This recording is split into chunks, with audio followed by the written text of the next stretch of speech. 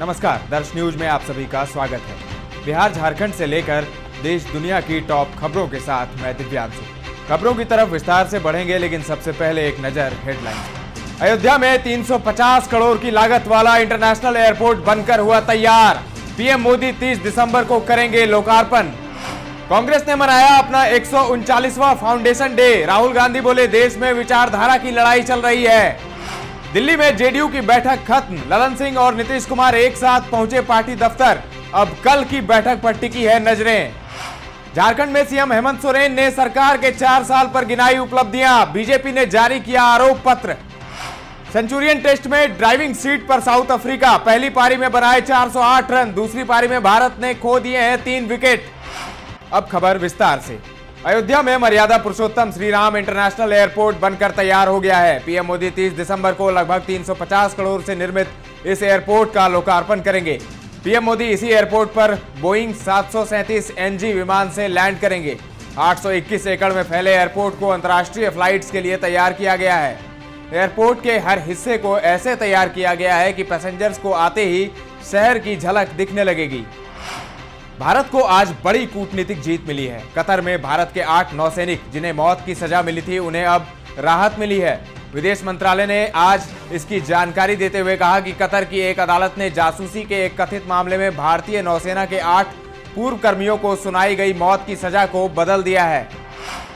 कांग्रेस के 139वें स्थापना दिवस के अवसर पर है तैयार हम रैली में कांग्रेस सांसद राहुल गांधी ने कहा, देश में विचारधारा की लड़ाई चल रही है। लोगों को लगता है कि यह राजनीतिक लड़ाई है, जो सही है, लेकिन इस लड़ाई की नींव विचारधारा है।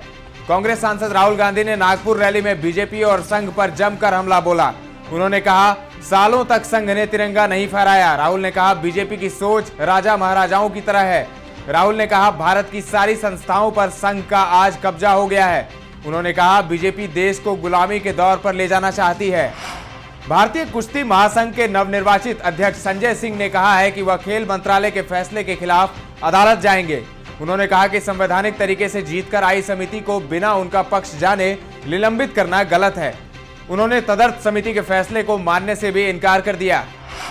जेडीयू के राष्ट्रीय अध्यक्ष पद से ललन सिंह का जाना लगभग तय हो चुका है।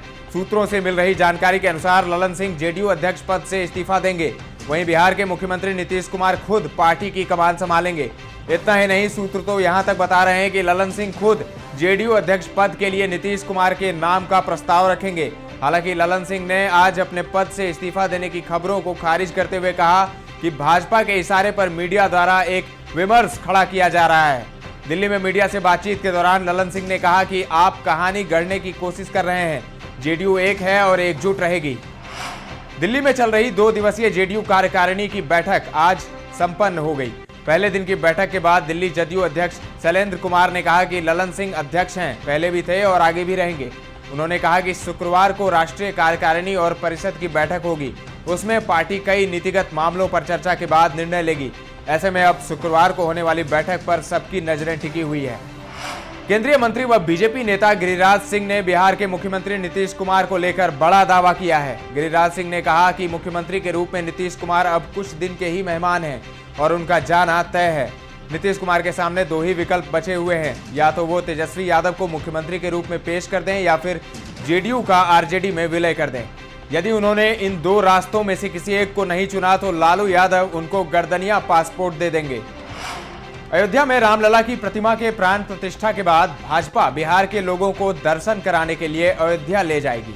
इसके लिए 25 जनवरी से 25 मार्च तक लगातार ट्रेन खुलेगी ताकि अधिक से अधिक लोगों को रामलला का दर्शन कराया जा सके। यह जानकारी भाजपा के रामलला दर्शन अभियान के प्रदेश संयोजक जगन्नाथ ठाकुर ने दी। उन्होंने बताया कि अयोध्या जाने वाले लोगों को 1 से 15 जनवरी तक अक्षत देकर निमंत्रण देने के साथ निबंधन किया जाएगा। उसके बाद 25 जनवरी से अयोध्या ले जाया जाएगा। ट्रेन और बस से ले जाने के साथ ही अयोध्या में ठहरने और खाने की भी व्यवस्था की जाएगी।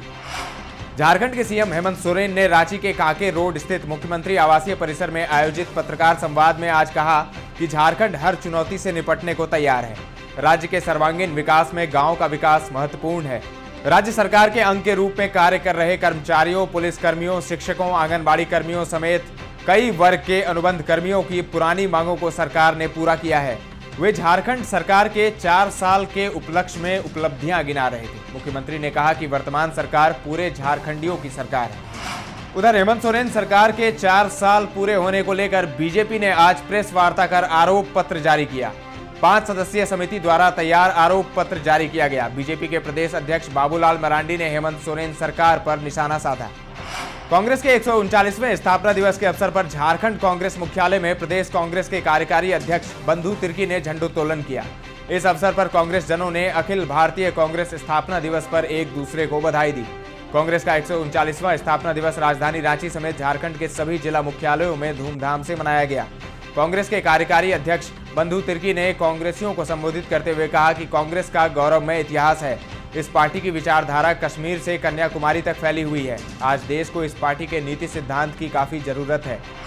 खबर खेल जगत से। सेंचुरियन के सुपर स्पोर्ट्स पार्क में भारत और साउथ अफ्रीका के बीच 2 मैचों की टेस्ट सीरीज का पहला मुकाबला खेला जा रहा है। आज मैच के तीसरे दिन का खेल खेला जा रहा है। 2 दिनों के खेल के बाद मेजबान साउथ अफ्रीका की टीम ड्राइविंग सीट पर थी और तीसरे दिन भी टीम ने अच्छा प्रदर्शन किया और 408 रन बनाए। इस तरह टीम के पास अब 163 रनों की बढ़त है। दूसरी पारी में भारत को खराब शुरुआत मिली है क्योंकि टीम ने 3 विकेट खो दिए हैं। टी तक भारत का स्कोर 62 रन 3 विकेट के नुकसान पर था। कप्तान रोहित शर्मा बिना खाता खोले पवेलियन लौट गए। युवा यशस्वी जायसवाल सिर्फ 5 रन ही बना पाए। शुभमन गिल 26 रन बनाकर आउट हो गए। विराट कोहली 21 और श्रेयस अय्यर 6 रन बनाकर क्रीज पर खड़े थे। अब बात मौसम के मिजाज की। बिहार के अधिकतर शहरों का न्यूनतम तापमान सामान्य से ऊपर बना हुआ है। दिसंबर का आखिरी हफ्ता बीत रहा है, लेकिन अब तक हर साल की तरह ठंड और कोहरे की सघनता नहीं दिख रही है। सामान्य तौर पर दिसंबर के आखिरी हफ्ते में शीत दिवस और शीतलहर की स्थिति बनती है, लेकिन इस बार उमस और गर्मी की स्थिति है। मौसमविद इसे तात्कालिक रूप से पश्चिमी विक्षोभ का असर बता रहे हैं। बुधवार को 17 शहरों के न्यूनतम तापमान में गिरावट आई। झारखंड की बात करें तो 1 जनवरी की शाम से ही मौसम के मिजाज में बदलाव संभव है। मौसम विज्ञान केंद्र के अनुसार राज्य के पलामू, गुमला समेत कई इलाकों में 2 जनवरी की सुबह से ही बारिश हो सकती है, जबकि रांची व राज्य के अन्य इलाकों में 2 जनवरी की रात बादल छाए रहने तथा 3 जनवरी से बारिश होने की संभावना है। यह स्थिति 4 जनवरी 2024 तक रहने की संभावना है। दर्श न्यूज के इस बुलेटिन में फिलहाल इतना ही, लेकिन खबरों का सिलसिला लगातार जारी है। देखते रहें दर्श न्यूज।